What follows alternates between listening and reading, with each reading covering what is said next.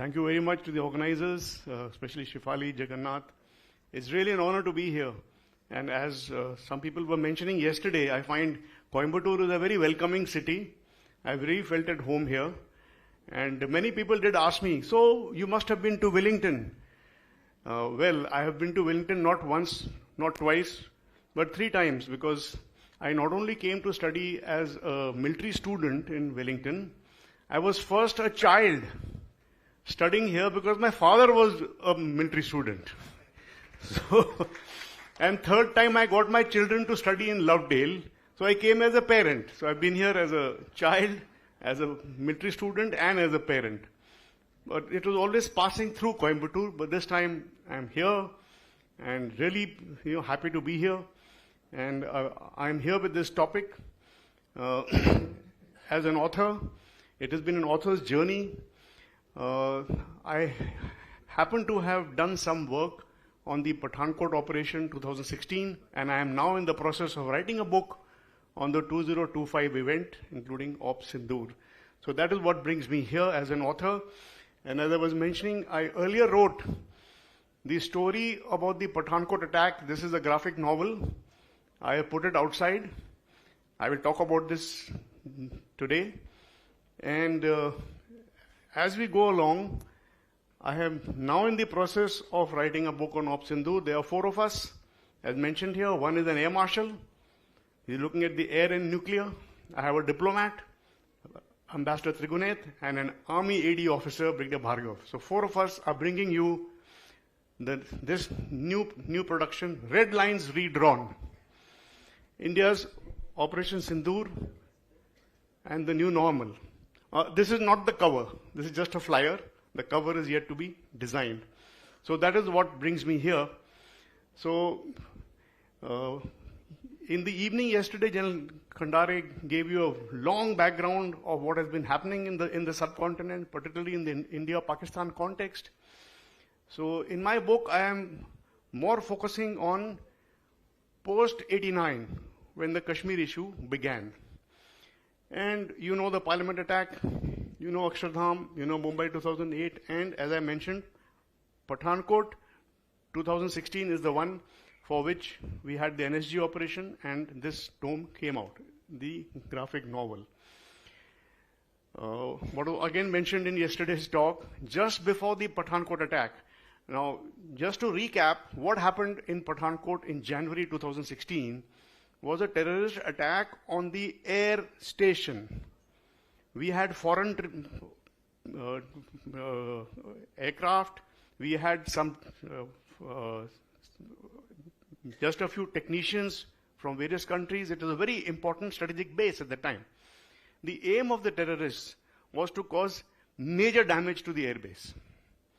When the NSG operation took place, we were able to stop the entire plan of the terrorists. But while this was being planned, we had a new government. We had PM Modi. He was on his way back from Afghanistan, and he did an outreach. In December 15, 25th December, as was being mentioned yesterday, and just while he was doing this new outreach to try and bring peace into the subcontinent, this diabolical plan was being hatched to attack the Pathankot airbase. And thereafter, as I mentioned, what you're seeing here is an article in The Week magazine where the making of this whole story was covered. And what I'm holding in my hand is, of course, the same graphic novel. Now, to give you a small feel about what is in this comic, I'm not going to open it, but using a few stills from this, we have made a small video. Very short one. Sound, please.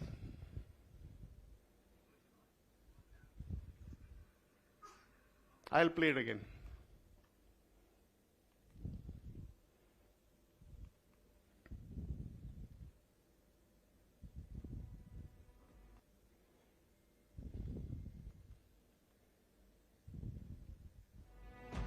Yes. In the early hours of 1st Jan 2016, the NSG Counter-Terrorist Task Force was briefed about the situation in Pathankot. They geared up, readied the equipment, and were in full form to respond to the call of duty. NSG drones and the IAF Mi-35 helicopters successfully located the terrorists and the counter-terrorist operations were launched. The effective tactics adopted by the task force inflicted heavy casualties on the terrorists. This was the time when Braveheart, Lieutenant Colonel Niranjan and his bomb technicians were set in motion. The elite bomb disposal squad of the Black Cat commandos who put their lives on the line every day, the people who walked towards the bomb. The challenge was to neutralize unexploded grenades spread across the thick foliage area. All the intricate and exacting procedures were followed by Lieutenant Colonel Niranjan with utmost skill and patience. He effectively neutralized the booby trap IEDs attached to two of the bodies. While defusing the IED on the body of the third terrorist, a concealed booby trap grenade got activated. Niranjan signaled to his team to step back and bore the brunt of the explosion. He sustained severe multiple injuries which led to his martyrdom while protecting the rest of his team. For his gallant act and exemplary leadership skills, Lieutenant Colonel Niranjan was awarded with the Shaurya Chakra and cremated with full military honours. So the story of the operation, as well as this Braveheart, who is from south, from Bangalore, and he laid down his life in this operation. The story is brought about in this particular comic, which I have made. But the question is, how did I come to write this whole story? So I will explain that. I was myself in the NSG in 2016. I was there at the IG training. And when this debacle took place, I will not say debacle, I mean, for us, I am myself from the Corps of Engineers. Losing an officer is a big thing. So when this happened, at the same time, we were making a new auditorium in the NSG campus. And that happens to be named Niranjan, because I had taken up this case, because since this was a new operation, and we were actually in the process of naming some of our assets with the names of some of our martyrs of NSG. So it was a question of thing happening at a time and place, and so this is what the Niranjan Auditorium came about. Now when the inauguration happened, I had made a request that the family of Niranjan should be there for the inauguration. So that is what happened. Minister Rajvardhan Rathore came to inaugurate. And what you're seeing behind me with a blue cap is an Air Force officer, Sharath, who is the real brother of Niranjan. And of course his parents are in front. There is a bust of the martyr I have put inside. And during the function, inside we presented a photo of Niranjan Auditorium to the parents. So with this interaction with the parents which was happening, I got inspired and I said I must bring the story to the world. And that is how the making of this story. And as I was discussing with the compeers yesterday and today, when an author writes, and in fact Shefali madam was being spoken about, it is a form of seva. I mean, I am not writing it for myself. I am writing it for you and for the people, to bring to the world a story. So that is what an author does. So that is, so much about 2016 operation. And little did we know that a few months later would be Uri 2016. It was thereafter followed by the surgical strikes, which was, mentioned yesterday by General Khandare. There were a couple of more things which happened soon thereafter, much smaller ones, no less painful. Nagrota 16, Sanjuvan 18. All the incidents are covered in my book, incidentally, in very brief form, just to give the background. And then, as was mentioned, Pulwama 2019, after which we did the Balakot strikes. Now we had almost 6 years of comparative lower key action till 2025. Yes, in 2017 and once, 2023 and 24, there were small attacks at Riyasi and one more for the Amarnath pilgrims. But only 2 cases of pilgrim attacks, smaller ones, were there. There was no other major operation till 2025 Pahalgam. And we know we lost 26 innocent lives. And these visuals are known to you. And thereafter, I had got into the process of writing a book on it. But I would like to explain here, and which is explained in my book, with the permission of the authorities. I've had a number of meetings. We are now into a new military doctrine, whereas earlier we had a policy of deterrence by denial. There are various ways you can deter. So I am very strong. I build a lot of muscles and I stand. So just by looking at me, I hope nobody will attack me. So this is deterrence by denial, because I am strong. But that may not be good enough. Somebody may still come and poke you from behind and you don't know. So we had this policy for long. It was defensive. 16 onwards, we have shifted to a policy of punitive deterrence. You harm me and I will harm you. If it is a small prick, I will give you a small prick, but you will not get away. So it is a new policy which we have. Prior to this, we had the Sundarji doctrine. I will talk about it. And a little later, we had the cold start doctrine. You may not be knowing too much about it, but I will just very, very briefly explain that for a long time, we had the Sundarji doctrine, where we spoke about using very big military formations which will make deep thrusts into Pakistan. We were capable of doing 3, but we would hold 1 back and launch with 2 and keep 1 in reserve, waiting for any action from the Pakistani side. But our thrusts would be strong and deep. That was the basic concept. But from 2004 onwards, we decided to change for a number of reasons, which General Vijay mentioned in his book. Instead of having 1 or 2 very deep thrusts, we would have multiple shallow thrusts. I will explain why it happened so. But first, the Sundarji doctrine was explained, as I explained. We had a very strong defensive posture, for which there were 7 corps, and 2 to 3 strike corps would be held back, and these would be brought forward to unleash the lethal punch. The problem was that it would take over 2 to 3 weeks to deploy this major punch, because they were held back in central India. They would take time to reach, and by the time they reach in the emerging satellite environment, they would be picked up. So that was one of the problems with them. The second problem was that the strong defensive line which we had on the border, that strong defensive line did not have its inherent offensive capability. The defensive line was only defensive. So if you say today something has happened, tomorrow you launch cold start, it was not possible. Because our defensive line was only defensive in nature. It did not have any inherent offensive capability. So these are the number of reasons why we had to change. So as I was mentioning, we went in for the cold start offensive, where we said we will have 8 to 10 limited ones, capture 10 to 15 kilometers of territory, and remaining within the nuclear threshold. Why is this important? Because nuclear happened now, in between. It came in 98. So only after that, you are facing a nuclear problem. If you go too deep, you are likely to have a nuclear response. So you don't want to trigger a nuclear response. So this is what the problem was. As I mentioned in General Vijay's book, which is there in front of you, this has also come out this year only, he has explained why we had to change from the Sundarji doctrine to the cold start. He's explained in a full chapter. He has given out 3 reasons. One is the J&K thing. This happened in 89-90. When Sundarji doctrine was designed, the Kashmir problem was not there. Now we are having 1,000 cuts doctrine being executed from 89 onwards. Secondly, he said the nuclear problem. It happened in 98. This was not there when the Sundarji doctrine was designed. And lastly, what I already mentioned, that the defensive line is not capable of just getting up and hitting. At the drop of a hat, we should be able to say, okay, go. But no, we have to wait for the strike corps to come. So this is the 3 reasons, as per General Vij, why we changed and went in for the cold start.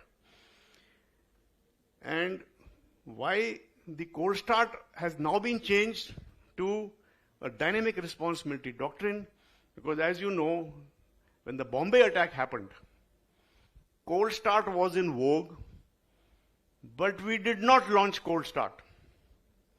In fact, the Pakistanis are saying, we have defeated your cold start.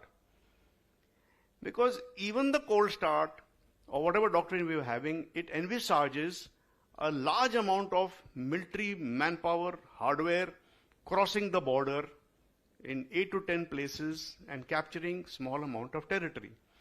And until we activate it in a full manner, we did not have any other option. Now we have other options. So that is why we have a dynamic response military doctrine. It has got a full range of options. And if you look at Joint Doctrine of the Armed Forces 2017, which has been published, it is post-Uri surgical strike. So surgical strikes had happened, and then we enunciated that surgical strikes will be part of our credible deterrence posture through punitive destruction and disruption in a nuclear environment. So we have started stating so, but we have not publicly declared it. In the process of writing my book, I've had a number of consultations, and I'm happy to say it is coming in my book, and I have the permission to quote that we are now with a new doctrine called the Dynamic Response Military Doctrine. And sitting here in this Lit Fest is the first time this has been announced. You've heard about the new normal. It is mentioned. I will talk about it a little bit. We have a firm control of the escalation matrix. This was mentioned yesterday by General Khandare that there is a concept of an escalation ladder.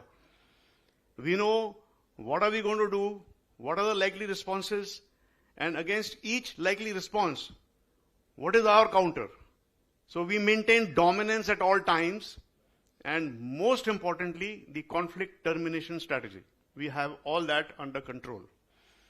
We don't accept somebody else's defined threshold, that this is my red line. In fact, in the Pakistan's nuclear policy, we have a no first use policy, they don't. They say, if you cross our red lines, we will use the nuke. And they have articulated in a vague way what are their red lines. And one of them was if that the integrity of the nation is under threat, then we will use the nuke. So they could interpret it anyway. But we don't want to wait for their interpretation. Now we decide. And we are going to remain within the threshold, and we will be able to. And as I mentioned, I have discussed it with the military authorities. We had a number of meetings. While I cannot quote an individual person, but I have got the written permission to publish this in my book, so I can tell you it is public knowledge now.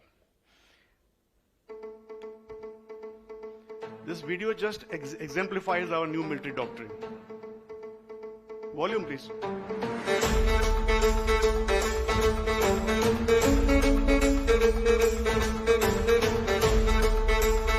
So this is Uri 2016 and the surgical strikes.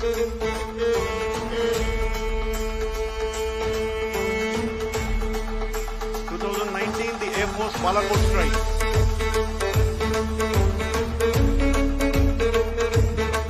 And now 2025.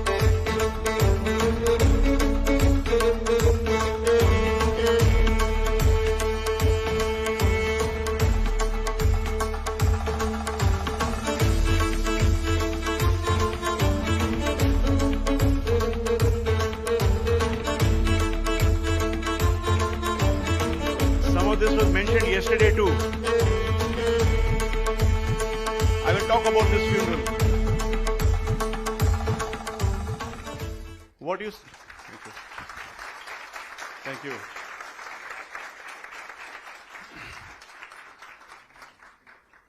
You are clapping for the armed forces, not for me. Thank you. Thank you, sir. As I mentioned, I will talk about this funeral. This is one of the biggest hits which we achieved on that night. On the very first night, 6th night, 7th morning, as was explained yesterday, we hit 9 terrorist camps, 9 terrorist facilities, and their headquarters, Muridke and other places. We achieved a big success here. And if you see on 8th morning during the briefing, our Foreign Secretary, Vikram Mishri, he was holding a photograph to the international media. A state funeral is being given to these terrorists. Pakistani flag is put on those coffins. Senior officers from the police, the army, and the politicians are there to attend and to mourn the loss. He says, you may be doing this in your country. It doesn't make sense in our country to mourn the loss of a terrorist. So this is what this funeral is about, and this is the kind of proof, and as what General Khandar was mentioning, we have been able to gather a whole lot of proof to show that we succeeded in what we wanted to do. So just a couple of things more. So now we are into the dynamic response military doctrine, and as I was mentioning just now, it has been adopted. It has not been publicly announced. We don't need to. In fact, we don't have a publicly declared national security strategy. Some countries do. That is a debate about it. But we do have various ways which we handle our national security, and this is one of them. And I'm extremely fortunate that having personally met the CDS and personally met a number of officers from Air Force and Army, we have exchanged information with the Navy too as a part of our book. We have been given permission to publish this. What is it about? You heard it. Decisive retaliation. If anything happens, we will hit back. We don't distinguish between the sponsors of terror and the terrorists themselves. This is a warning for the future. So far, whenever we had a terrorist issue, we would only strike back on the terrorist. Now we have announced that we will not distinguish. You are sponsoring terrorism, you are having terrorist camps, they have been announced, and everyone knows it. Next time, we will not distinguish. So please be aware. And the third is that we don't tolerate nuclear blackmail. While they have the capability, we have degraded certain part of it. We have hit their command and control centers. A lot has happened during Op Sindoor. But we have not destroyed their nukes. But we are confident that we can carry out our operations despite being under the nuclear umbrella. And we have established that there is space between conventional war, nuclear war, and subconventional war. There is still space. Remember one thing, we are able to now execute military operations without declaration of war. Sindoor was not a war. Gaza may be a war, but what happened between Iran and Israel again was not a war. So the definitions of war is now changing, and we have adapted, we are ready, and we are capable of executing operations without even declaring war. There have been a number of criticisms. One of the criticisms is that when you have announced that whenever you are hit by terrorist strike, we will hit back. So you have bound yourself. This is a criticism. It is not a valid criticism. We are not going to launch operations at the drop of a hat. It is not going to be a knee-jerk reaction. It will be proportionate. It will be a decision taken at the time by the political military hierarchy, and the response will be done at a time and place of our choosing. It's not going to be a knee-jerk reaction, so there's this criticism I feel is not founded. We have a controlled escalation system, I mentioned earlier, and most importantly, the termination of conflict. There are so many conflicts going around in the world, and some of them have been going on for long. You look at Ukraine, you look at Gaza, but you hear what our air chief says. The world has to learn from us how to swiftly start and swiftly terminate a conflict.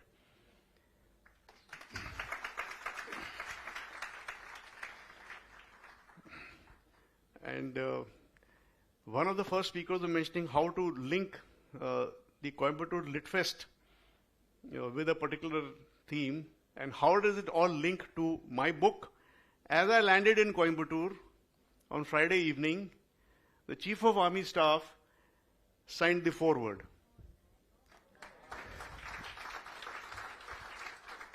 And it reached me on Saturday, while I was here. Sorry? Yeah, next. Surely.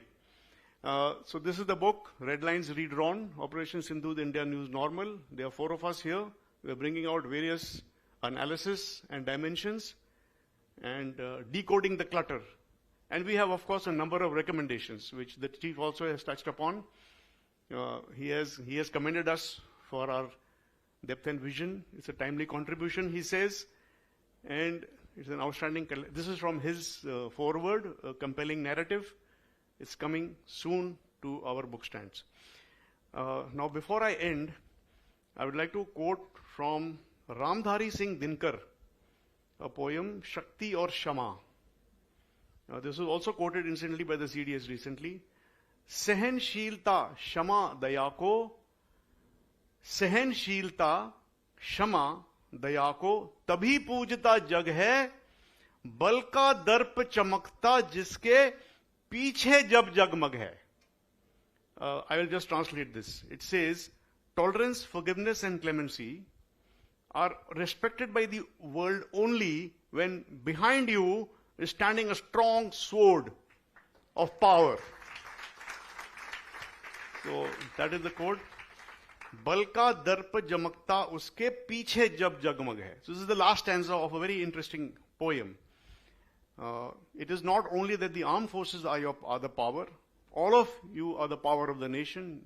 The people who are working in commerce, who are teaching, who are writing, who are doing any form of activity, the power of the nation. The comprehensive power of the nation has to be strong. Only then we can achieve peace. With that, I would like to end my discourse and I am open to questions.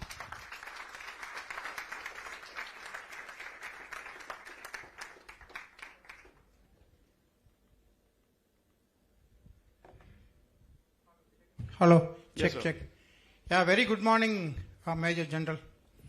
And we had a very inspiring session with you and an eye-opener. See, my question is, now that after all these operations last 1.5 decades or so, we have strengthened, our Pakistan border with Gujarat, Rajasthan, Punjab, etc. But I started feeling that, there could be a sitting duck in the northeast sector, from the Bangladesh, where, there has been a lot of intrusion happening, especially last 4-5 years. So using that, could there be a, major attack, by the enemy, from the territory? Can it, Yes, throw some light on that? Northeast and Thank East, you. it is very much a threat. Recently, there is a lot to which I can cover. It is there in the book also. Mr. Munir went to Tampa, and he has given a speech there in a closed-door session with about 100-150 Pakistani diaspora. But there were people who took the word out. It has been published in media. He made two statements there, Mr. Munir.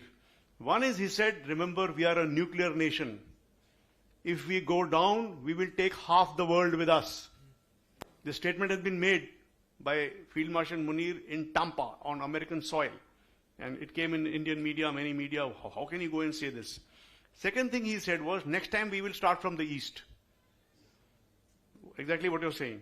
I correlated this to a statement by his DG ISPR, wherein he said the same thing, that we will strike in the east. India also needs to know that we can strike anywhere. So obviously, when he is so strongly checkmated on the Indo-Pakistan western border, he will look for other places. I will not say Northeast is vulnerable. We have strong forces there. We have air defense. In fact, as I was mentioning about my father, at a point of time, he was commanding a radar station which was looking from Calcutta towards Bangladesh. And once or twice I would go and see the kind of coverage we have. So we have good coverage. It's not that it's not going to be a cakewalk for anybody. But yes, I understand your concern. And don't worry, the apex people are looking at it very closely, sir.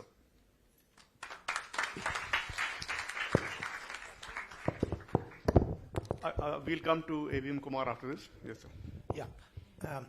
Who are our other enemies, sir? Like when you say that somebody from Pakistan going and making statement in Tampa, and now we see a new strategy of terrorism which is cropping up, especially destabilizing the country by a provocation of the so-called Gen X. And yes. What's exactly... Now, why I'm telling, we know there are certain known enemies. The known enemies are known enemies. I think we seem to be having a lot of shadow boxing areas. I think what you are asking is already answered yesterday by Jan Khandare in his talk, but I will again repeat. And there is a session immediately after lunch where I think Shefali Madam and Mrs. Sengupta and one or two others are talking about this, the power of social media to have aggressive, outrage. To create an outrage, look at fault lines and, create instability. So, incidentally, my PhD is in information warfare. So, these are issues which are there, and I have covered them in the book too. As General Khandare mentioned, Pakistan, we know for long. China, at a point of time, when we were young, 1954, Hindi Chini Bhai Bhai. They are our neighbor. They are a big neighbor. Whether we have, how we deal with them, whether they are friends, they are frenemies, they are contestation, conflict, but they are there to stay. So these two we know. We have the half channel inside 2.5.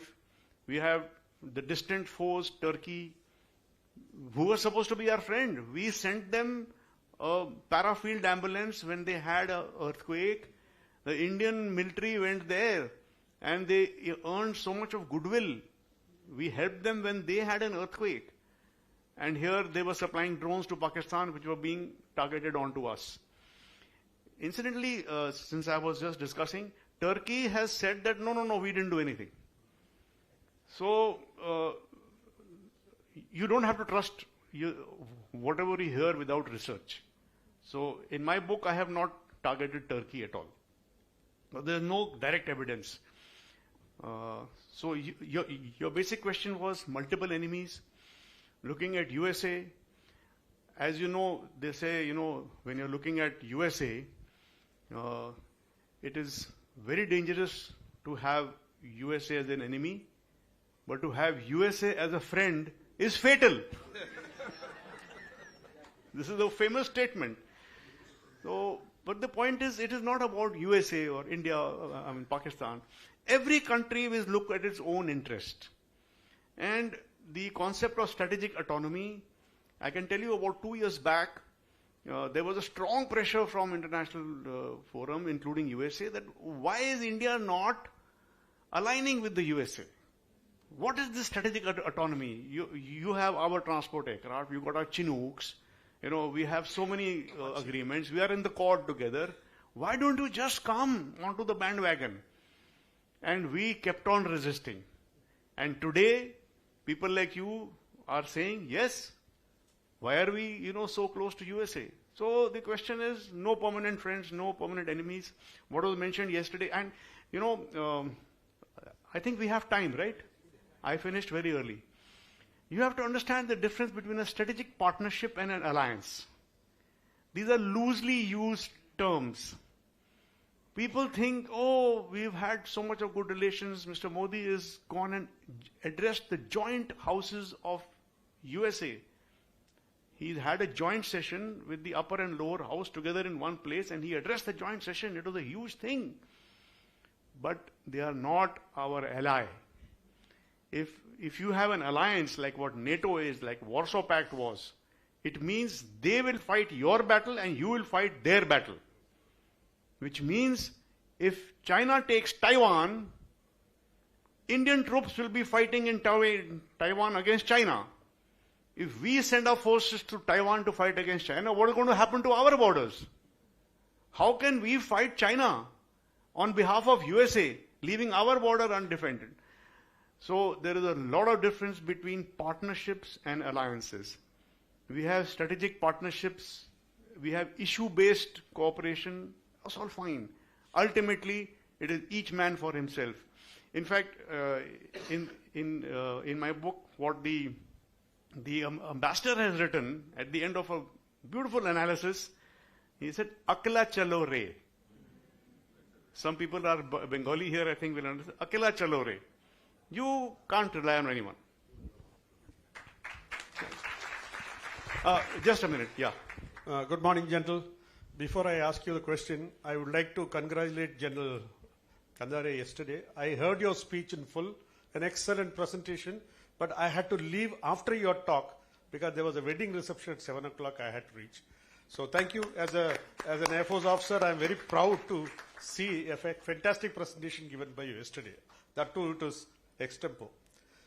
Coming to General today, You gave a fantastic presentation again, but I thought one thing which has happened in the last maybe a decade plus is the emphasis on jointmanship among the three services and the theatre command concept which has come up. This you are not mentioned because this is also something which has happened, which has changed the entire method in which we are waging war. Sir, So, your words. so while you have said it has happened, it is a process. It has not yet happened. It is in the process.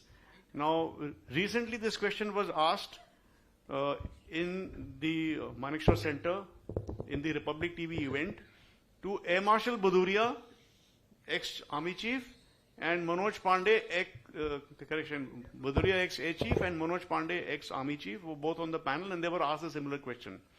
Ultimately, both of them said, look, the logic of setting up theatre commands is unshakable. It has to come. How it comes and when it comes was not, ultimately finalized. But the first part, what you started with, jointmanship, jointness, integration, that has made a very big, much progress in the last few years, especially since the establishment of the CDS. The very fact that you have a CDS today. Sir has worked in DIA, I have worked in Defense Intelligence, and at a point of time, there was a naval officer, a very senior person, who said, we were having headquarter IDS for good about 15 years before we got a CDS.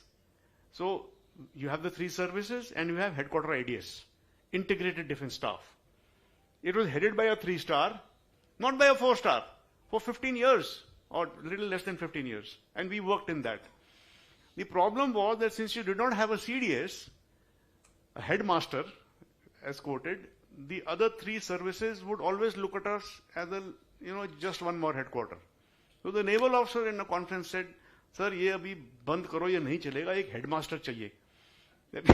we need the CDS, and the CDS has come.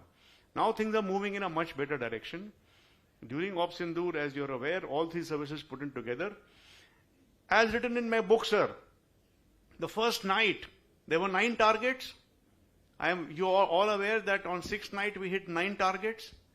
Can anyone, especially the children, tell me, out of those 9 targets, how many were hit by Army, how many by Air Force, and was the Navy involved? Anyone? Any child? 9 targets on the first night, we hit 9 terrorist camps. Yeah, take a guess. And Army hit 2.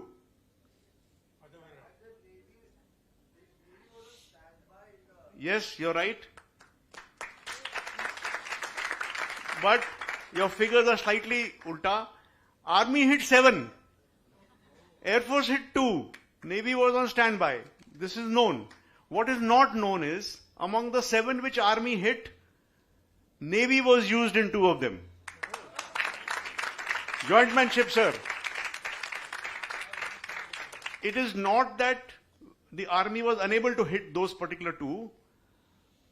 We were looking at a range which was slightly more than what we had hit before, and we did not want to bring the Air Force in at a place which is so close to the border. And then the Navy said, look, we have something, can we try it?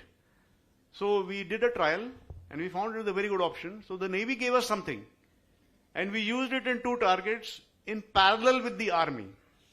And I can quote in the conversation when I asked the CDS, sir, did it hit? He says, both hit.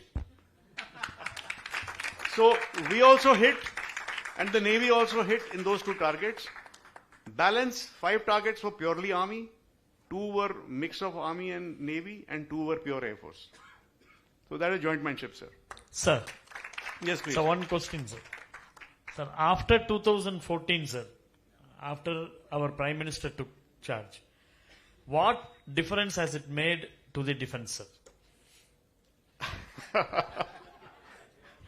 Sir, we wanted you to highlight that very emphatically, sir. Okay, next is it right here, but wait. If you put the camera off, then I will speak.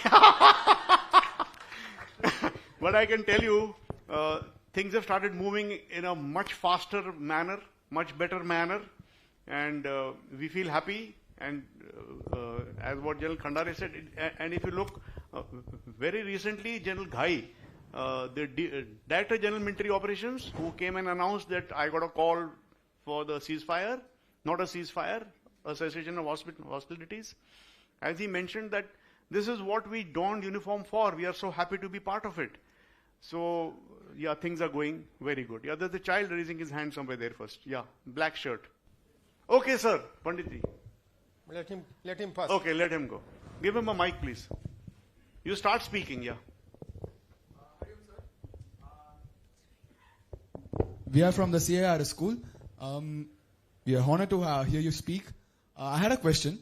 After the Gen Z revolution in Nepal, the new Prime Minister installed has repeatedly emphasized her willingness to have good relationships with India. The reasons that she gave was she studied in the Banaras Hindu University and she got to know the facilities over there and she was very happy with the Indian people.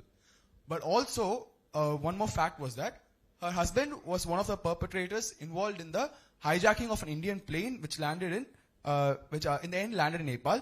And the friends of her husband, his colleagues, some of them even ended up getting jail time from the Indian government.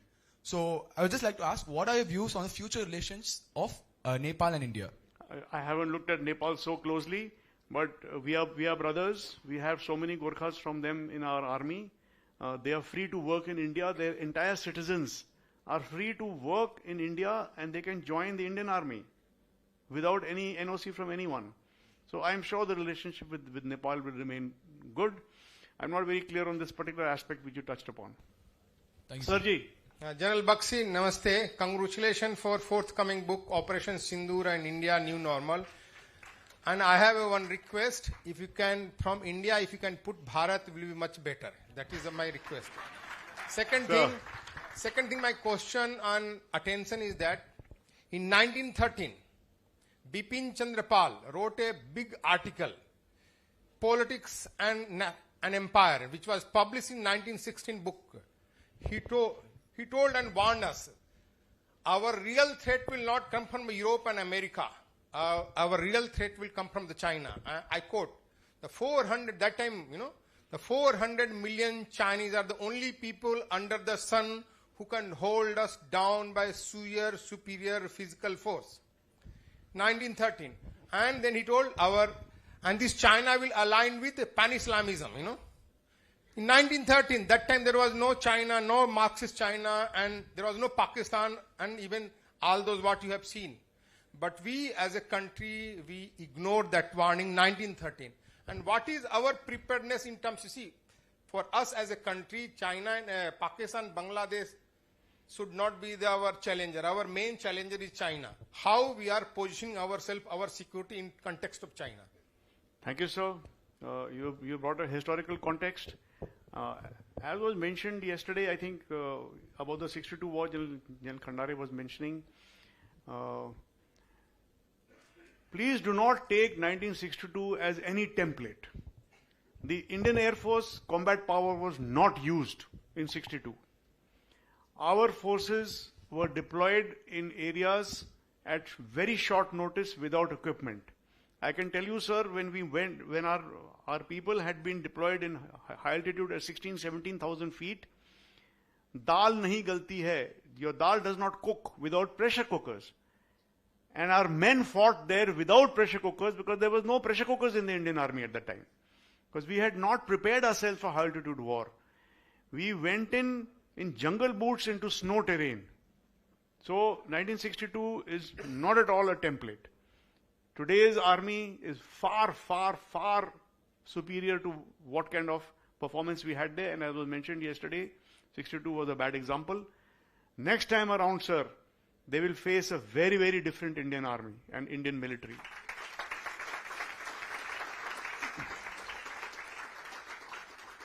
But we are not resting on any laurels of our experiences. We are being prepared day by day. I have myself served, sir, for about 14 years in the mountains.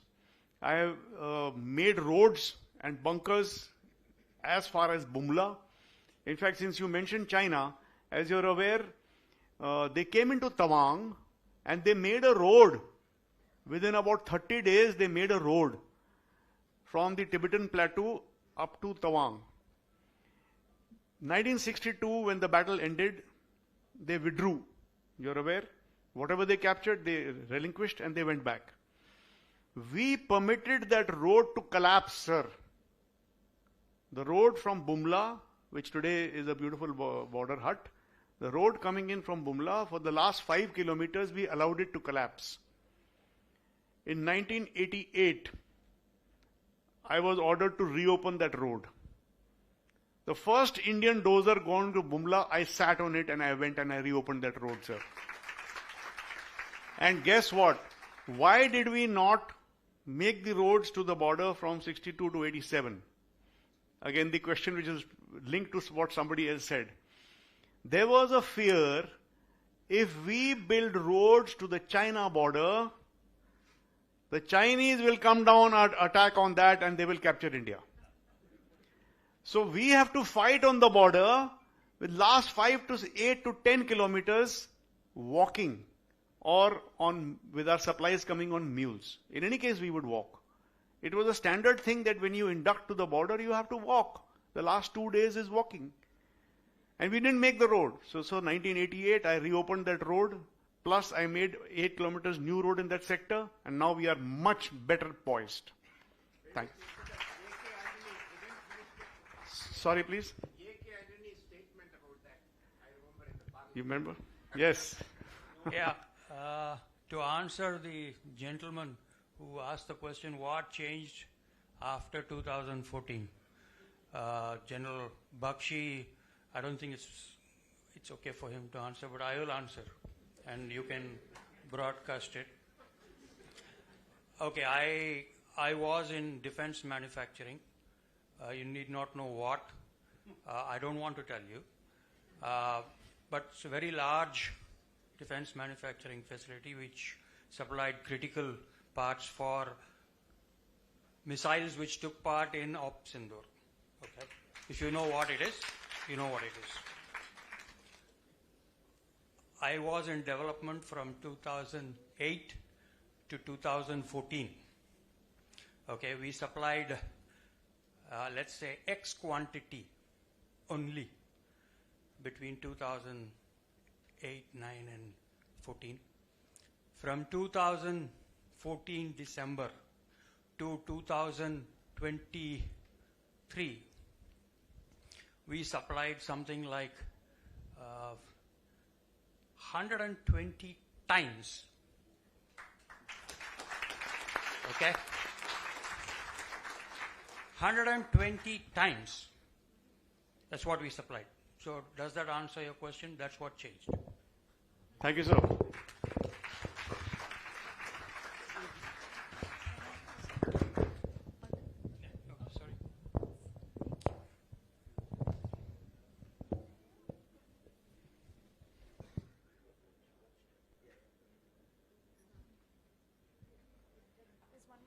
We'll just take one last question. Yes.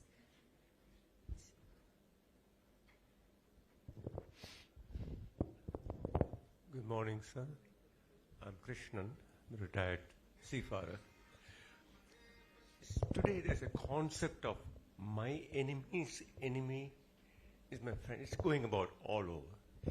What's our stand? My enemy's enemy is my friend. This is the oldest teaching of Kautilya from the Rajamandala. Vijigisu, Shatru, Arishatru. It's a very old concept, but we don't necessarily see it very closely being followed today. In fact, what was being mentioned yesterday's topics was that Arthashastra has been studied even in China, and they are studying Arthashastra as well as Sun Tzu. Incidentally, Arthashastra is also studied in Pakistan in their staff college. So these are common things. I mean, are you hinting at something very specific?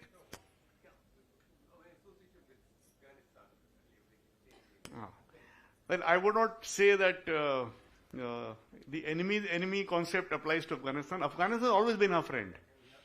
In fact, I can quote that I was doing a defense intelligence course in London, and I was speaking to an Afghan, And he says, we are very good friends with India. We just don't want this little piece of territory in between. This should be removed.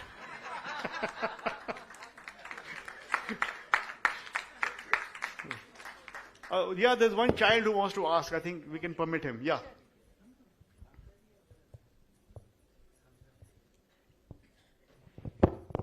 Thank you, sir. In the UNGA in September, Dr. Jayashankar mentioned that regarding Afghanistan, Pakistan, China, that if we have to, we can fight all three at once. Like, not completely, indirectly he stated that when he was questioned about how can India be so firm that no matter what challenges they face, they can react properly. So, is it possible that instead of fighting all of the three countries is it possible to fight all the three countries at once with the forces we have today? And if so, then how can the citizens also contribute? Very interesting. So I am happy to see so much of consciousness in the children. You are listening to the senior, the senior functionaries. You are looking at the geopolitical situation. So what you are talking about, we call it Sino-Pak collusion. China and Pakistan colluding to fight against us. In a Sino-Pak collusivity scenario, we are looking at two fronts together, and that was what General Khandare also mentioned yesterday. At the same time, they will be trying to incite unrest within India. So that is the half front. So 2.5 front, we have been preparing for this for the past 10 years. So yes, we are looking at it closely. But now I will give you my personal view. Not the army view, not the think tank's view. Incidentally, for 3 years, I was in a military think tank called Manohar Parikar Institute for Defense Studies and Analysis. I was the Deputy Director General heading the military center. So even that, I will say, put it aside, my personal view. China will never take assistance of Pakistan in a India-China conflict. I'll say again, China will not look for the assistance of Pakistan in a India-China conflict. If it comes to China, we will be able to hold off Pakistan and tackle China alone. If it is a Pakistan conflict, yes, there will be some indirect assistance from China, which we saw in Sindoor. Their missiles and their satellite equipment was being guided. So indirect assistance. Why? In history later, would China like to say that to deal with India, China needed Pakistan's help? Would they ever like to say that? It will be a biggest shame for them that if China needs Pakistan in a India-China conflict. So that will not happen in my opinion. So primarily, we are preparing for one front at a time. If push comes to shove, we can handle both fronts together. More important, the last part what you asked is the half front, we need your help. You are our eyes and ears. You need to be cautious. You need to report things. Be our eyes and ears and try and tackle that half front. And support us. And support the soldier. And as was being mentioned, when we are on the borders, we have been, I have walked in places which are -30, -40. I have walked through artillery fire. I have walked through machine gun fire. The person walking just in front of me got shot through his ribs. We had to spend the whole night to pull him out, put him in a chopper in the morning, and happily he was saved. I have walked through all this thinking that people like you are there behind me. So just give us the support and trust us. Thank you, sir. Thank you, sir.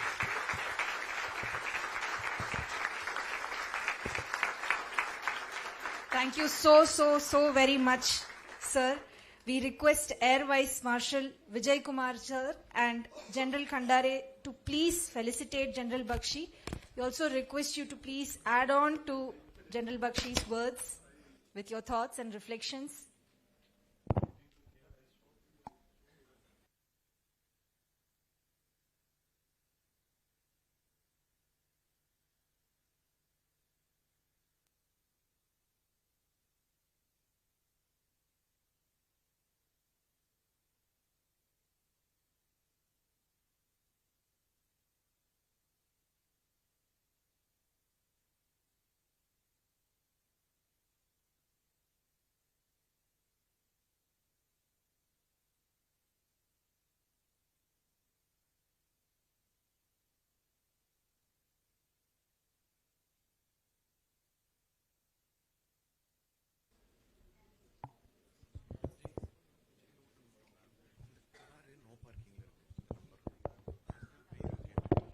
there's a small announcement that we would like to make.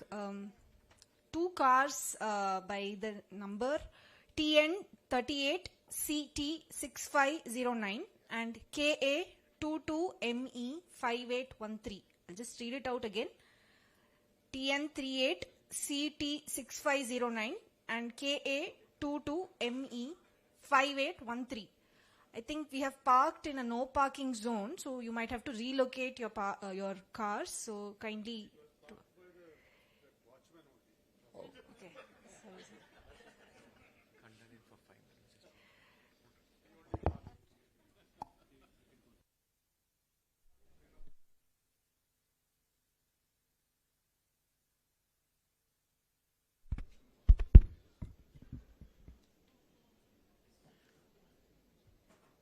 Namaskaram. I just wanted to add a few things to what General Bakshi so very well covered. And I can understand from the kind of questions from various age groups which come.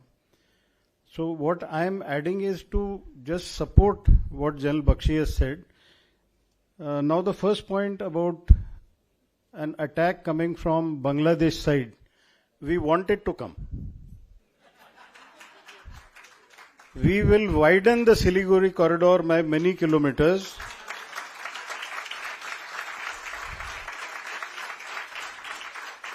And I'm saying this from my personal experience. I commanded a brigade in Siliguri corridor. So we have forces ready. Like yesterday I told you, we have plans made well in advance. It's only a trigger that we look at so that the culpability of that in international arena will be of somebody else. The second point I wanted to make a mention, conspirators are many. This is the job of the citizens to understand. When Doklam was happening, when China was getting into Doklam, and incidentally please understand, what China did was not on Indian soil, it was on Bhutan soil. India, as a good friend of Bhutan, General Rawat was the chief at that time. I remember in that meeting which we had, and I was the Director General Defense Intelligence Agency, I told him, sir, if we don't react now, Bhutan will never have faith in us. And General Rawat immediately pushed troops into that territory after informing Bhutan that we are there for your help, provided you have a spinal cord and say, India is not the aggressor, China is the aggressor. That's what happened. But here you have to also understand, and this happened in 2017 in June, August, this was a 73-day standoff, after which China backed off. And this is where the civil-military coordination takes place. For 73 days, the military kept on standing firm. And then at that time, Foreign Secretary was Dr. Jaishankar. And he very clearly told us, we were in that core group, about 10 of us. And he said, just don't worry, China will back off because there is a BRICS meeting which is about to be held. And China cannot afford to attend that when this standoff is going on. So this is how things happen at the national level. But what is more concerning around this time is how do things happen on the external front and on the internal front.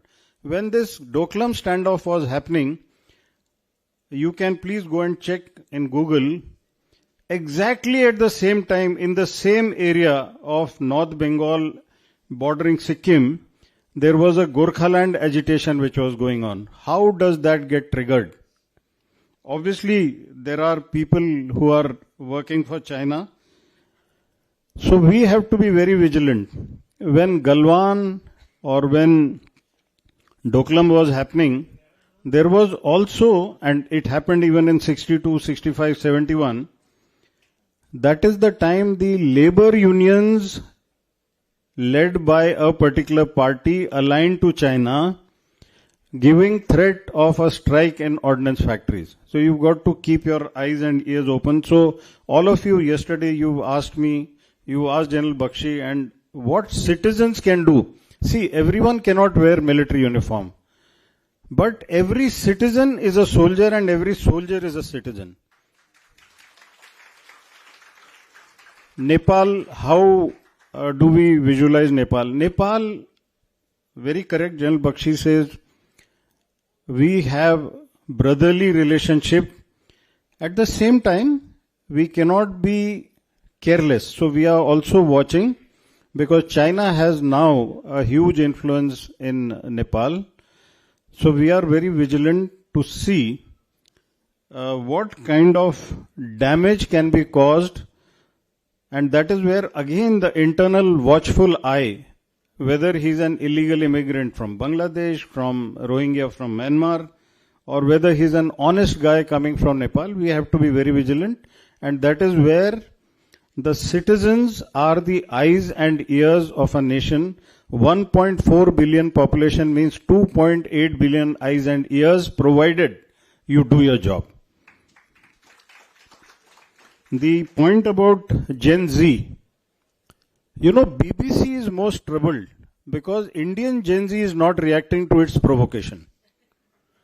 Again, that enemy, what I said, potential enemy, undisclosed enemy, is not sitting on your border but is sitting somewhere else.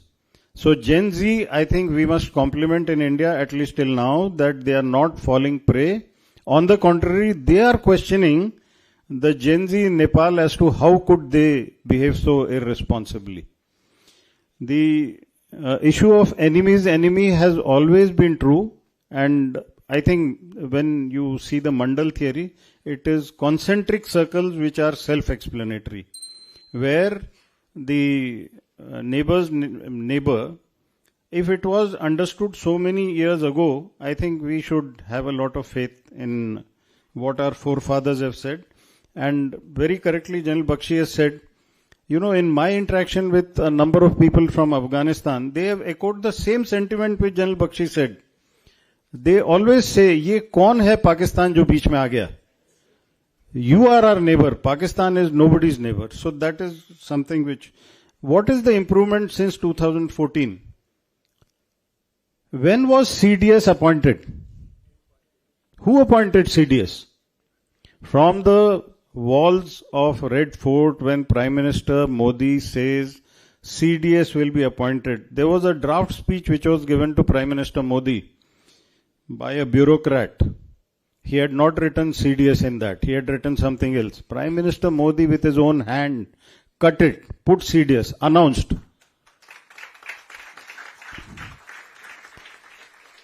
Appointing the CDS alone would not have helped.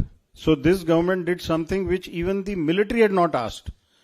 Creation of a Department of Military Affairs. Giving financial powers to the CDS.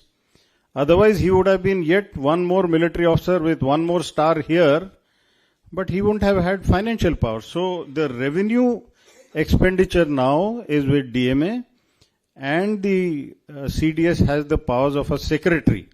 So I think if that can be understood well, I can only quote one small example. There was a court case against the military, and I was appearing in Supreme Court for the military. I think I'll ignore the bell. So when I used to go there, and Justice Thakur was the Chief Justice, and he would look at us. I was a Major General then, two Major Generals and a Brigadier, we used to appear in that case, and he looked at us every hearing we were there. And he said, what frivolous cases are being filed against the military, and such senior officers have to waste time on such frivolous cases. Where are the bureaucrats? So he said, they are not here. He said, next hearing, the bureaucrat has to be here. Can you imagine such a thing happening earlier? The justice also, we have a lot of cribs about judiciary, but here was a very honest person who said, get the defense secretary here. It's a different matter that the defense secretary applied for casual leave and went away. But all the same, such things have happened, and we had to produce a particular file where the previous defense minister, I am taking the name Mr. Antony, should have signed somewhere.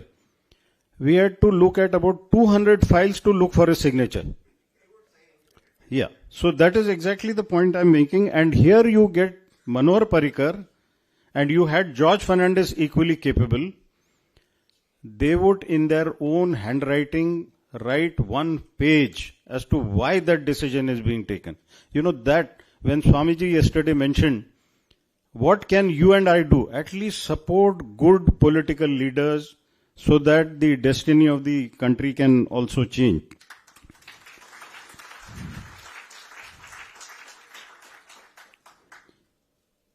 One point which very clearly the citizens can do, and that is in information warfare.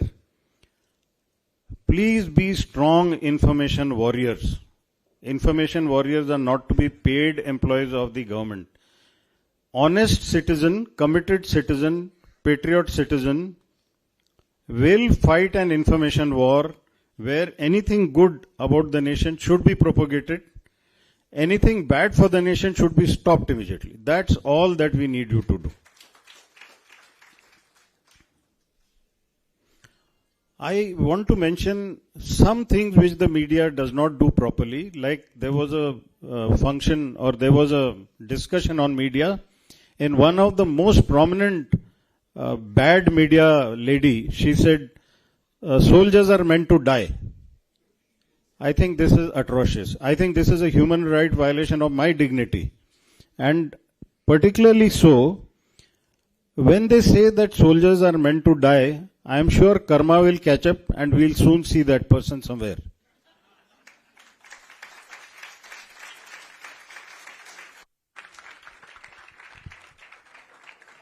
Thank you so much. Thank you so much, sir, for your reflections and power-packed answers to some of the questions that were also placed earlier. We now move on to a panel discussion. As was pointed out in several of the earlier talks, there are not just known enemies, but several unknown enemies. Yes, we are speaking about information warfare. In an age of noise, outrage often replaces dialogue. So this panel will now examine how we can reclaim truth and thoughtfulness in a digital landscape driven by reaction. We go into a panel discussion. We invite Srimati Aishwarya Rao ji, Shri Abhijit Jog ji, Srimati Priyam Gandhi Modi ji. This panel will be moderated by Srimati Nandini Sengupta ji. The topic for our panel will be the outrage industry, offense as a career option.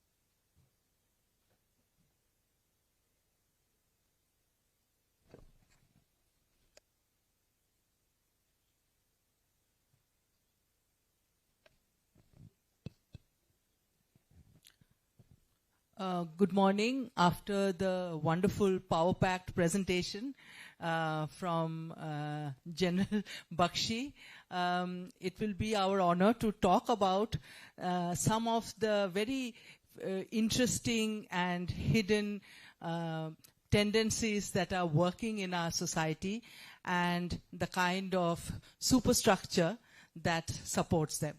So today's panel discussion is about the outrage industry, and I'm very honored to have as my panelists a very distinguished number of guests who will be able to speak on this with a great deal of clarity.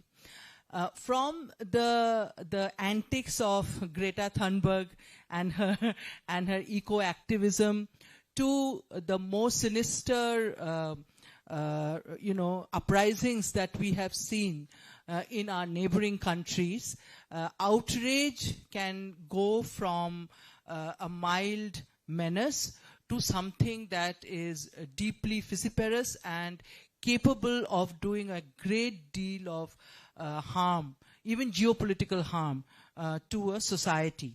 So in this discussion, we are going to look at what triggers these things and whether the outrage industry is very ably backed by the 3-second attention span of an entire society fed on dopamine hits from social media. So I'm going to start off with Aishwarya Rauji. As an educationist, you are constantly, in touch with young people. A lot of the outrage industry depends on the vulnerability and the impressionability of young minds. So can you tell me, how do you see, firstly, what are the triggers that makes it so attractive to young people to take on causes that may be actually very dangerous, both to themselves and the societies they belong to? And also, what, as an educationist, do you think you have to do to sort of guide their interests or excitement in the right direction?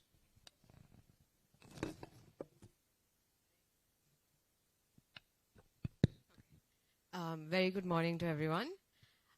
So I think one of the aspects today that we have in society is that when we keep pressure and we keep things boiling, then it's easy to control people because they're in a state of fear. So this is something that social media does very well. It tells us that the world is constantly at a tipping point, that there is unrest, that you are not safe, and that nothing good is certain. So in this manner, we keep, especially youngsters and children who are looking to find identity, are looking to ground themselves, that it keeps them in a space where they are not comfortable. And that is how you can control young minds, by telling them something unbelievably sad is going to happen, that they are constantly at risk. And I think social media, especially post-COVID, has played a very vital role in keeping the world at a position of unrest. Now, the other aspect is also anger sells, right? A pretty picture does not sell. And we have moved from a point of where you have an opinion makes you an activist. Opinions we all have. We've always had opinions, and we're allowed to have opinions. But where that becomes dangerous is when your opinion carries value. And if everybody thinks that their opinion carries value and gives them the power to change the future, or at least change one person's future, not many, then that's a very dangerous tool to have. So I think, especially with youngsters now, the one thing that we have to keep in mind, and we have to keep communicating with them, is that the world is not, it's all not doom and gloom. The world is a wonderful place. We're making wonderful strides. There's so much development happening. So if you turn down the noise a little bit, you will be able to see the right that is happening, the good that is happening. And if our attention is drawn to that, then I think we can very happily, without any difficulty. I am saying this as somebody who's not grown up with social media. So people who've not grown up with social media know exactly where to place it. You can use it for entertainment, not for involvement. So I think if we are able to communicate that with our children, to keep it at entertainment and not become involved, then definitely I think our children are much safer, and they will not be triggered. That's very well put. I was reading a book by a writer called Rutger Bregman called Humankind, which is basically exactly what you're talking about, that we are constantly being drip-fed this idea that human beings are like awful people. And the world is coming to an end. Everything is bad. The environment is going down the drain. Our politicians are corrupt and venal. Anybody in authority is not to be trusted, and so on. Whereas if we look at history, that is not the case. And the fact that human beings as a species have survived and progressed over thousands and thousands of years flies in the face of that. My next question is to you, Priyamji. What do you think, because this whole trigger mechanism of social media giving validity to something, some kind of deep-seated anger or some kind of deep-seated mistrust, all negative emotions. I am having mental health problems. I think the environment is doing really badly. I think the people in power are not listening to what I'm saying. All of it, negative impulses being triggered on social media. How do you think this entire industry of negativity can be handled?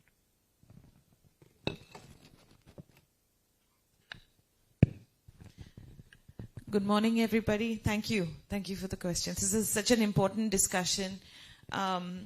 So I will comment on this based on the experiences that I see and deal with at work.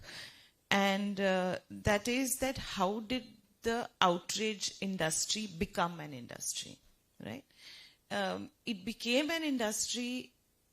Let's look at political influencers, okay, or voices that are able to destabilize nations, okay? Politicians, political parties, are actually the cause for making these anonymous voices, giving them that power. With power comes money, with money comes numbers, because they are able to feed their opinions in the algorithm, and that kind of repeats over and over and over. It works for political leadership and political parties because they're then in the news all the time, and that triggers more opinions, etc. But once these voices grow big, when they have the numbers on their side, they don't need the money from the politicians anymore. The algorithm and the apps give them the money. So then they're out of control. They go rogue. They start feeling this false sense of authority where they think that they are the voices that not only can comment on political realities, but they will decide how society should operate. They will decide how countries should function. They will decide which countries our country should attack. So this is how the industry sort of, becomes this very dangerous circular system. So I think for the youth here, we have to understand that the algorithm is feeding into itself. That is not reality. That is not the news that is really happening. That is what the news that they want you to see. I think that differentiation we must make. That's very well put. In fact, I want to go to Abhijit Jogji at this point, because there is this whole industry of victimhood. And we find that much of the activism that you are talking about derives its lifeblood from a feeling of victimhood. That I am the victim. Whatever kind of victim I may be, caste, it may be religion, it may be mental health, whatever. But you have to be a victim in order to be attractive or have a voice. If you are not a victim, you cannot have a voice. And, I will take 1 second to say this, because as a woman journalist, I'm often asked, oh, it must have been really difficult for you, and I would say, no, actually it is not. In the newsroom, a woman's voice is the same as a man's, and people are disappointed. How come you're not a victim? So I want to ask you, what is the superstructure from where this entire trend draws its strength? I think we are talking about outrage as an industry. And when something evolves to the level of industry, they have to follow certain rules and certain ideas. And we have to figure out what are the ideas and what are the rules that this industry is following. Because this industry, we have to understand, has been mastered by woke lobby, or what we call as wokeism. And we always see that the outrage is manufactured and selective. Yes. So to manufacture outrage, you have to have the ability to lie through your teeth. One. And for selective outrage, you need monumental hypocrisy. So, where does it come from? I mean, that we have to figure out. How does the woke lobby have so much ability to lie and so much hypocrisy? Basically, to be able to lie so much, you must be able to justify those lies to yourself. That is the first criterion. And to do that, you need a doctrine that removes guilt from lying. And Wokeism has achieved exactly that by having a doctrine of critical theory. So what is critical theory? Critical theory is a confluence of three ideologies. First is, of course, Marxism. Second is pansexualism, about which we will not talk just now. And third is postmodernism. So what postmodernism believes is that there is nothing like objective truth or objective reality. So once you agree to that, once you accept that idea that there is nothing like objective truth, it's all subjective. So they say that it is moral relativism. So there are no objective parameters to decide what is moral and what is immoral. That is their belief. So what they do is they draw a line of morality. And you are on the right side of that line only if you agree 100% to their ideology. And if you don't do that, then you are on the wrong side of that line. And in that case, you don't remain only an ideological opponent, but you become a bad and evil person. And such a person, then you can do anything to destroy and annihilate such person. It's not only acceptable, it is desirable. And that is how then lying is nothing. Even they can get away with murder because they have decided that annihilating an evil person is something that I must do. It is a moral act that I am doing. So critical theory is probably the Quran of Wokeism. And then there is something which is, we can call it as Hadith of Wokeism. It is Rules for Radicals by Saul Alinsky. So he has come up with 13 rules which have created the toolkit of this lobby. And I mean, if you go through those rules, you will realize that actually he has created a school of thought that anything is kosher as long as you are attacking non-woke people. And that is how this entire industry functions. If you give me a minute, I'll just tell you a couple of rules which Alinsky has written.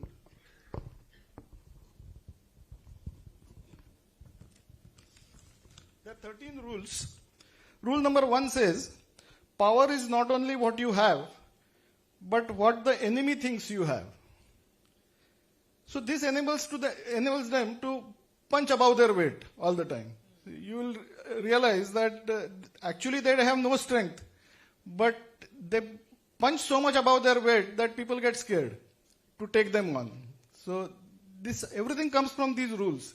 And not that every woke person has read Saul Alinsky, but their entire indoctrination is so much based on these rules that knowingly or unknowingly they follow these rules. Just one more rule I will tell you. You will immediately be able to connect. Maybe a couple of them more. Ridicule is man's most potent weapon. So you will see all stand-up comedians are all on the side of the woke lobby. Keep pressure on, he says. And the most important one, he says, pick a target, freeze it, personalize it, and polarize it. So he says that whether that person deserves to be targeted or not is not important. Because he says that intangible ideas like fascism and things like that people don't understand. So you give it a face. You say that this person, symbolizes fascism.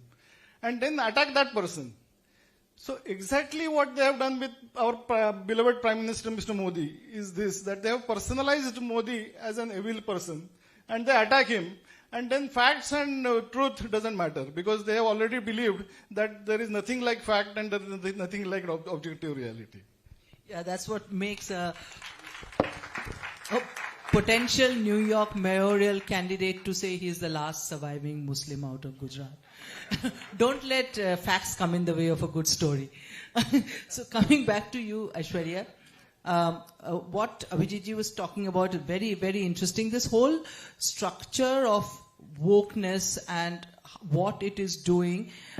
Can you talk about how education can make some kind of a dent? Because you see, what happens is, and this I see in a lot of young people who I talk to, is that there is an inherent they find it cool to take on people in positions of authority. It's cool. It's cool to say, I'm taking on people in positions of power. And the first people in positions of authority they encounter outside of their homes are the people they encounter in schools and colleges.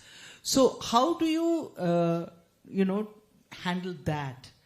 That these institutions are not your adversaries, for heaven's sake, and you don't have to constantly make yourself the hero victim of your own story. So I think one of the best ways to counter wokeism is to ask the person to define it. I think that is the hardest thing for most people to do, is to define wokeism. Because it's a theory of questions and no answers. Because on the surface everything is sand. You can move it around very quickly. But the more you speak to people, you'll find that they get very agitated. I'm not talking only about children. I'm also talking about, a lot of, I think more than children, not so much in India and abroad, I think it's college goers, right? So I think it's, in universities where, you're defining thought and you're trying to figure deeper aspects of yourself or what you're learning. And the purpose of education is to ask questions with the intention of coming to an answer. The purpose of wokeism is to leave you with the question and no answers, right? And so this is where I feel when we are countering it, the only way to counter it is to keep asking them to go into detail. You please define it for me. See, I understand that there is a lot of things in life, we are not at a point where there is clear and concise definition. It does not mean there is no definition, right? We are evolving on definition, perhaps, but there certainly is answer and definition. And one of the ways I find with children and young adults is that we ask them to define. Please give me an explanation. We are in conversation. Give me an explanation for your choice, for your thought, for your opinion. And I think everything is possible. Like in our country, thankfully, there is still dialogue, which I'm very grateful for. We're a country that can still dialogue because we're a social country, right? America, dialogue is considered offensive, right? Because we're so insular and we're so singular that anybody who comes to you with dialogue, you're immediately, why are you preaching to me or why are you talking to me? But in our country, the beauty of it is that we have dialogue. And as long as we have dialogue, we can solve anything.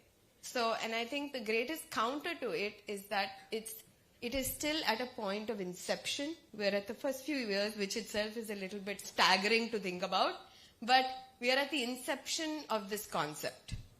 And if we are able to curb it by definition, by clarity of thought, and by extremely precise critical thinking skills and questions, I think we can easily have young adults and children be able to understand themselves and be clear, which is the whole point of growing up, is to have clarity. Yeah, so, that's a very important point, because I'm going to go to you right now, because, see, the thing is, a lot of the people who wear Che Guevara t-shirts don't know that he was a bloodthirsty maniac. A lot of the people who, a lot of the queers who are shouting Palestine, Palestine, don't know that they'd probably be stoned to death if they were in that part of the geography. So, coming to you, there is an entire superstructure who are of adults. This is an established superstructure that magnifies those voices. I'll give you an example. There was a recent story by a very, very well-known foreign news agency about bemoaning the fact that India's Gen Z are not rising up in revolt and anarchy. And why are they not rising up? And this is by a very well-known international news agency. Now, you have structures like these, organizations like these, who are magnifying those voices, right? And making it seem like this is something wrong with our young people because they are not causing anarchy in the country. How is that to be tackled? Thank you. The superstructure, thank you for bringing it up, because this is so important and often overlooked by society because we don't fully understand it because it operates behind the scenes. I want to give a case study of to better explain this structure. So when farmers' protests had erupted in India, we saw that international celebrities voiced outrage. Rihanna had tweeted what is happening in India, and many, Mia Khalifa and all kinds of international popular figures started to voice outrage on social media. Now, we look a little bit, so on investigating, we realized that there was a PR agency that was involved, and these people and their teams were paid millions of dollars for each tweet and each post. Now, now the anchors of the farmers' protests were from Punjab and that part of the country. Now, to instigate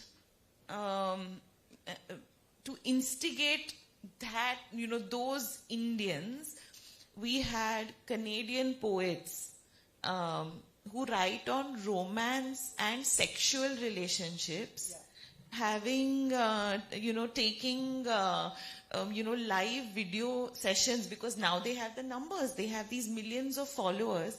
They started doing live sessions from Canada and talking about basically instigating more and more people to get involved in protesting. That happened with CAA also. So this is an industry, and then when you realize who funded that PR agency is when you realize the motives behind the different groups that want to destabilize. So when young people tweet, they don't understand that they are being tracked. They are being tracked by people who want to use them. They are being tracked by governments who want to protect their own nations.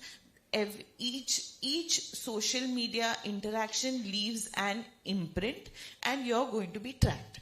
I think everybody needs to understand this and be responsible in their communication in social media.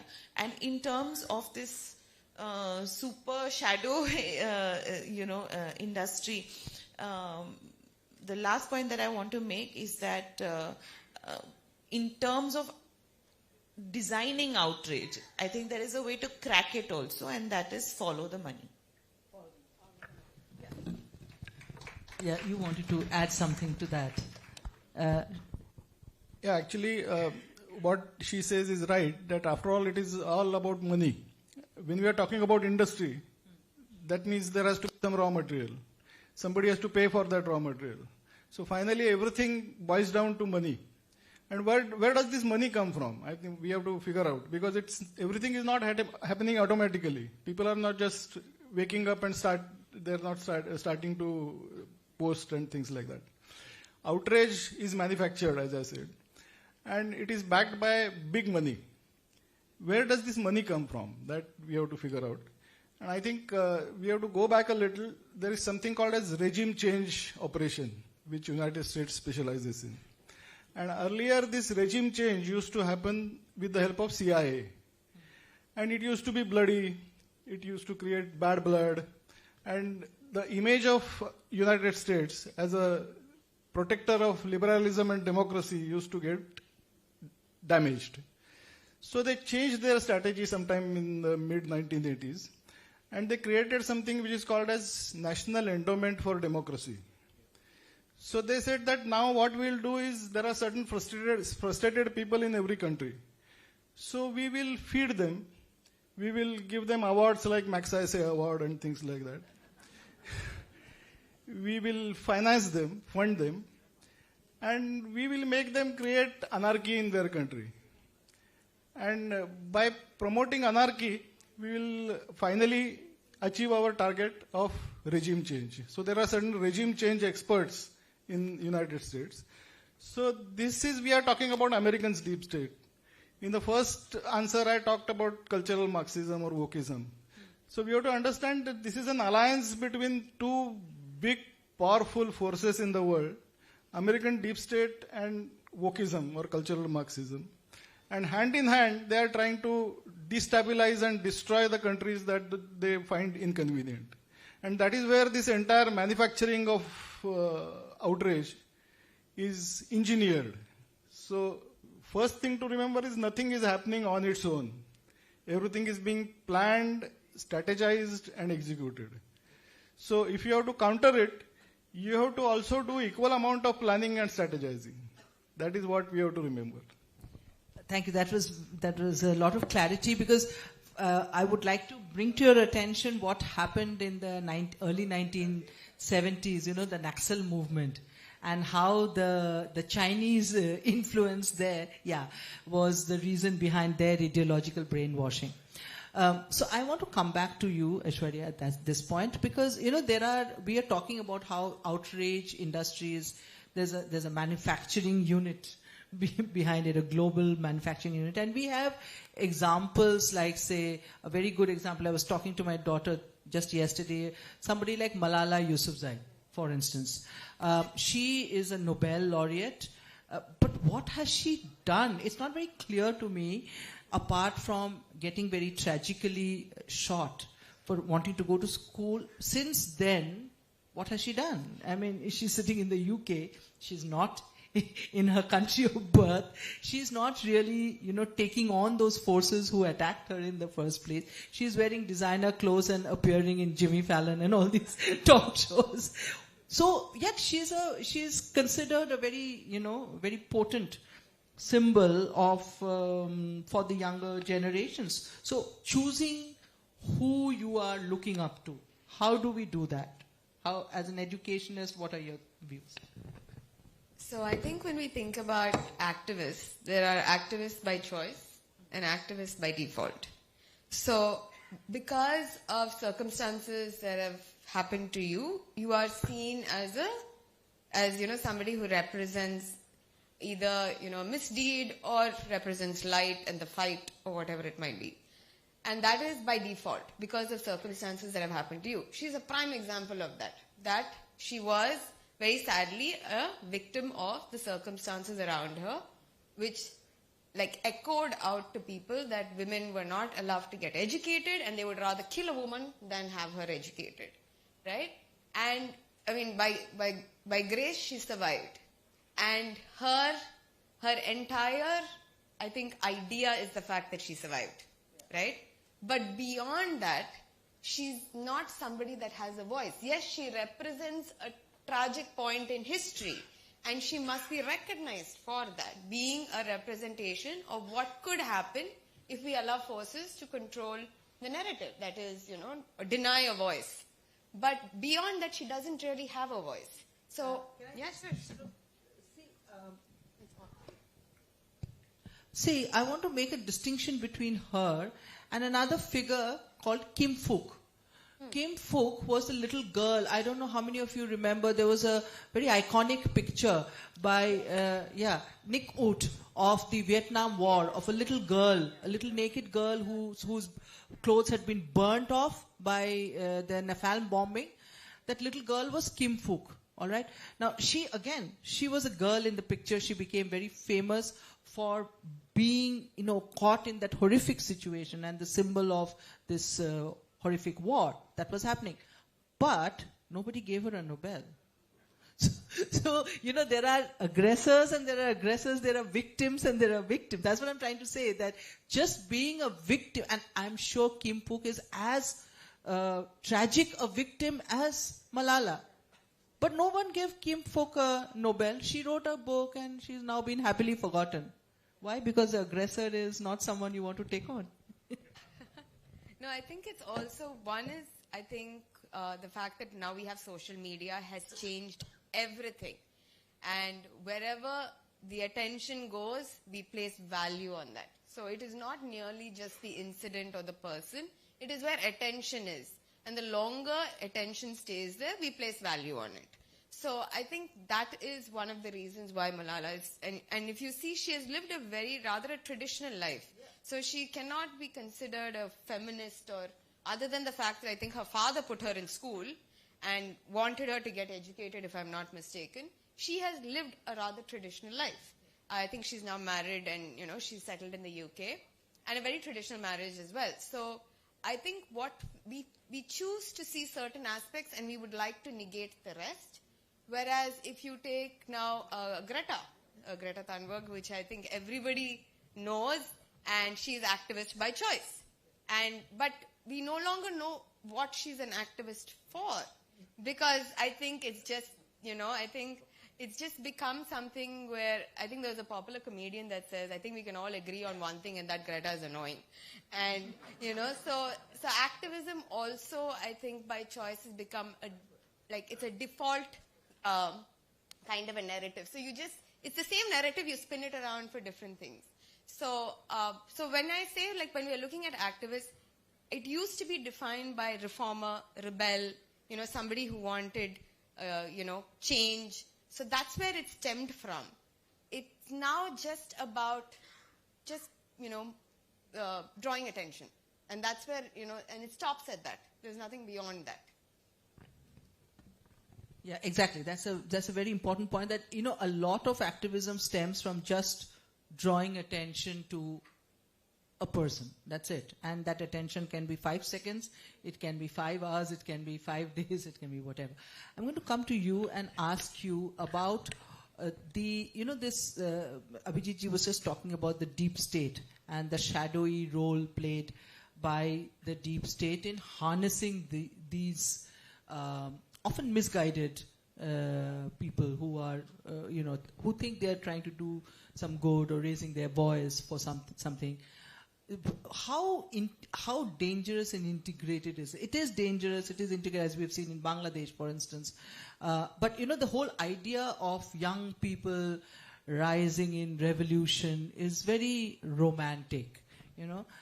People think that it is very romantic, but the reality behind that, that it is not necessarily entirely voluntary, that it is not necessarily triggered by altruistic reasons or idealism, all of that, can that narrative be handled or changed? First, before I answer your question, I will go back to my case study because we spoke about Greta. So during the farmers' protest, the PR company that was paid for the tweets of the celebrities, Greta is a partner in that company. And one of the organizations that paid that company for the tweets, a certain Sikh association in Punjab, in which the poetess works, was the payee to that company. So it forms a loop, you just have to go deep enough to understand. So Greta runs an organization. Now we'll come to the deep state. For the deep state to destabilize. So, now let's go to, discussing the deep state and, the history, many of us know, but, at least for the younger guys here, that any country that is a pole, that wants to be a pole, that is an existing pole of the global order or aspires to be a pole of the global order, just in contemporary history knows that they are entitled to this right to protect. And that right to protect sentiment basically is an explainer for everything they do. So first of all, we need to stop calling the deep state a deep state because it is no longer shadowy. That is what the United States of America as a country wants to do. It is not like certain people in the country want to do. No, the country wants to do it. So America chose because it was one of the big poles of the world, from the 40s, that it will decide who to protect, when to protect, and against who to protect. So it looks at countries and says, this chap is a bad chap. So bad chap means not going to align with our interests. So now we will protect that nation against this bad chap because we have decided this chap is a bad chap. Now, after the Soviet Union collapsed and that pole of the world sort of collapsed. Now we see the rise of China as another pole of the world. China also uses the same things. So sometimes in India you don't know where the destabilization is coming from which end. So that's something that, we have to be very conscious of. We aspire to be a third pole. Okay, but the way we operate in nations is very different. It's that Vishwaguru sentiment, So that's how we reach out to the youth of nations, with spirituality and yoga and, it's like, okay, you have a mental problem, India will help you, So that is how we think we can influence with our soft power, and that also is never explored before in the world, but I think it has great potential to influence. That's our deep state. Yeah. Would you like to add something to that? What we can do to establish another pole to the duopolarity of the world? I think one point we should remember is that the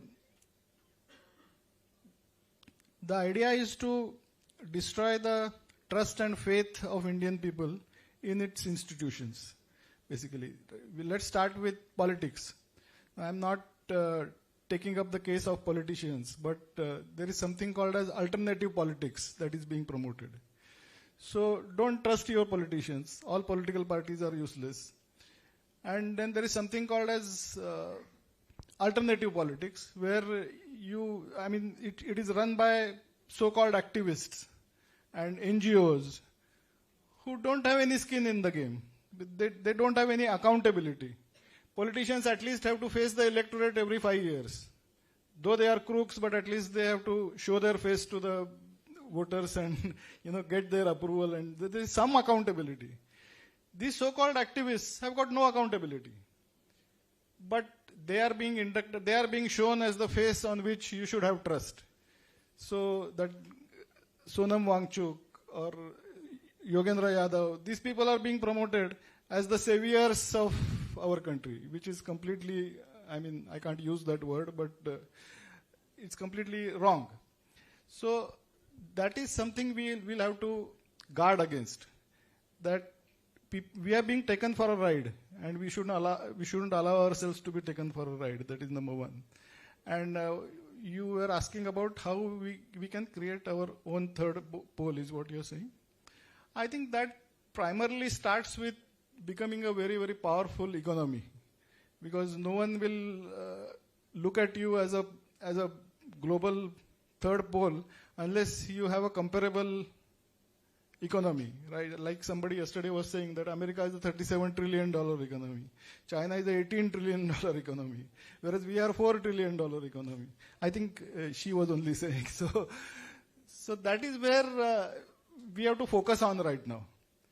That don't get confused and derailed by this vile propaganda and machinations, and focus on becoming a big, powerful economy. I think that is something which we have to do, and that is where this entire discussion should finally lead to. That is what I feel. Thank you. Are there any questions? Before we get into the questions, I'll just express my feeling about, I think all of you will share, that it is such an honor to be sitting on the same stage where great soldiers like General Khandare and General Bakshi were standing a few minutes ago. So we are really privileged. Thank you so much, sir. Due to paucity of time, we'll just take one question.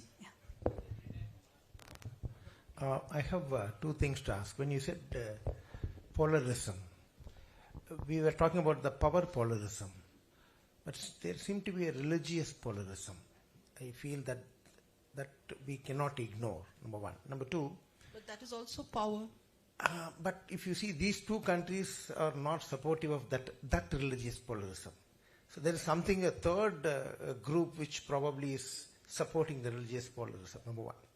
Number two is, I strongly feel that there seems to be a systematic planning of destruction of the values, what we have been thinking as values for us.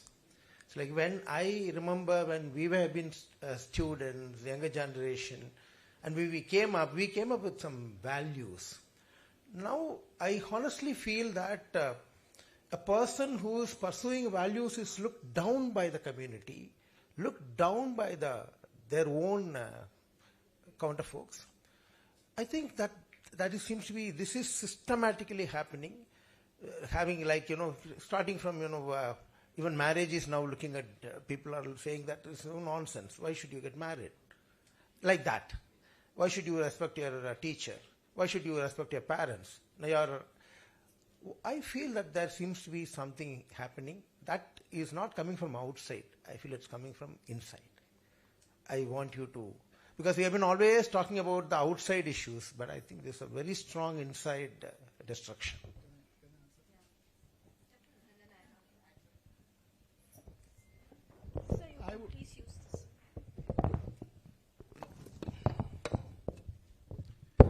I would first like to congratulate you on understanding what is happening, that our values are being destroyed, our culture is being destroyed.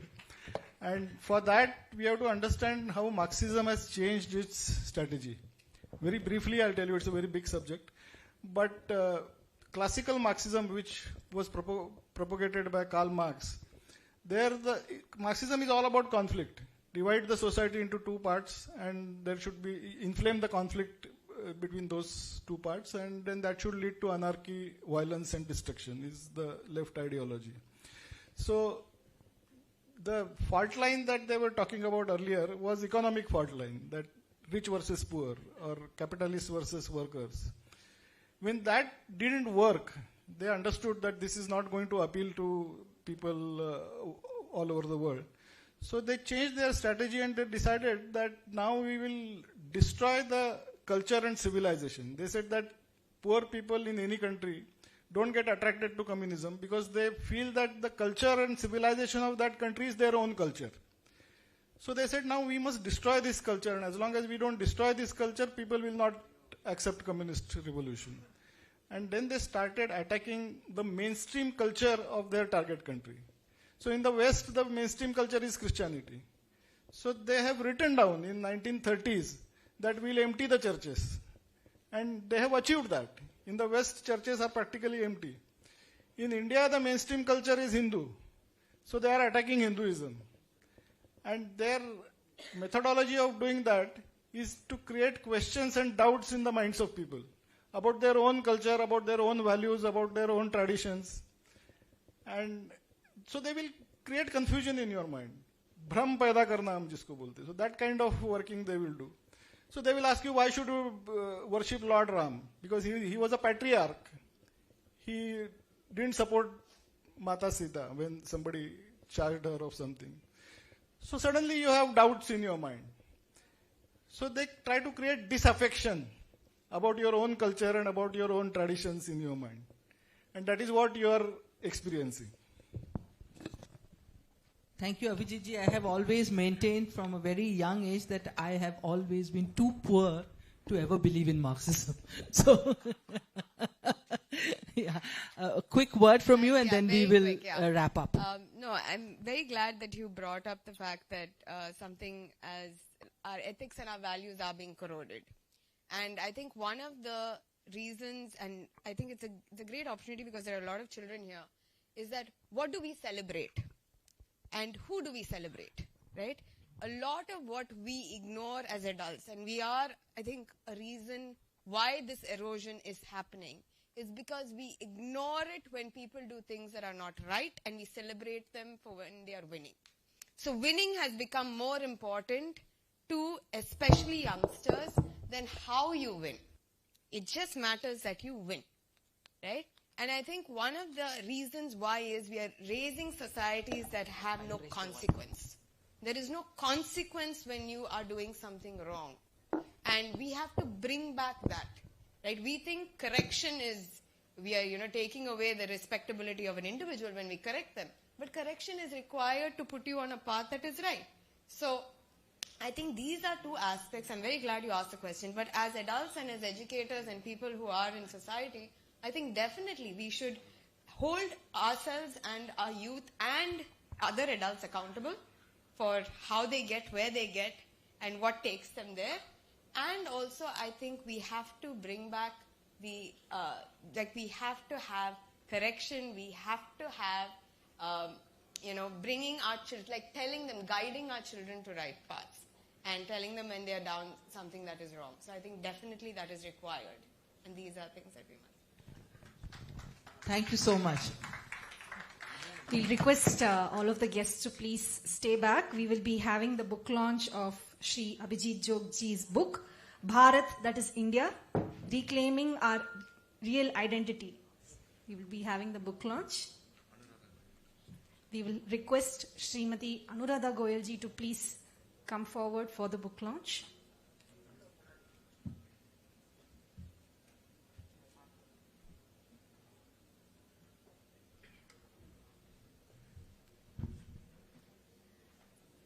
Can we have a nice round of applause?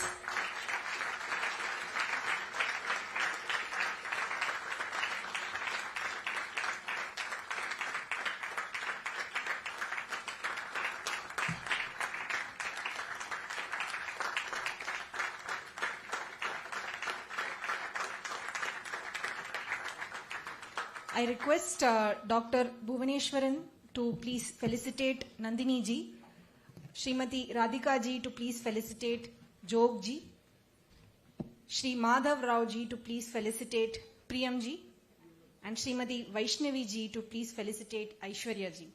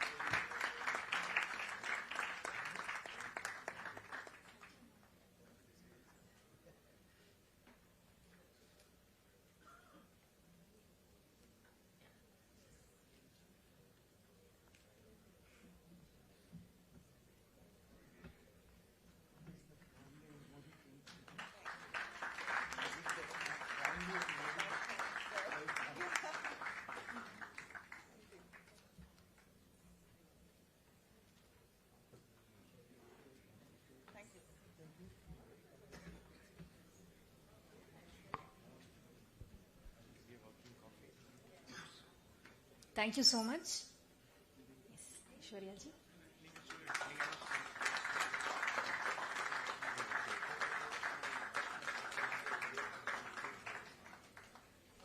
Sincere gratitude to all our guests and speakers. It will be a working coffee. We are trying to keep pace with time. So we will move on to the next session. Also, a couple of announcements. We will just be having around 45 copies of Operation Phoenix available at the stalls. So please do grab your copy.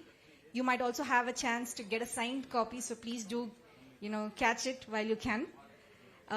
Please do also check out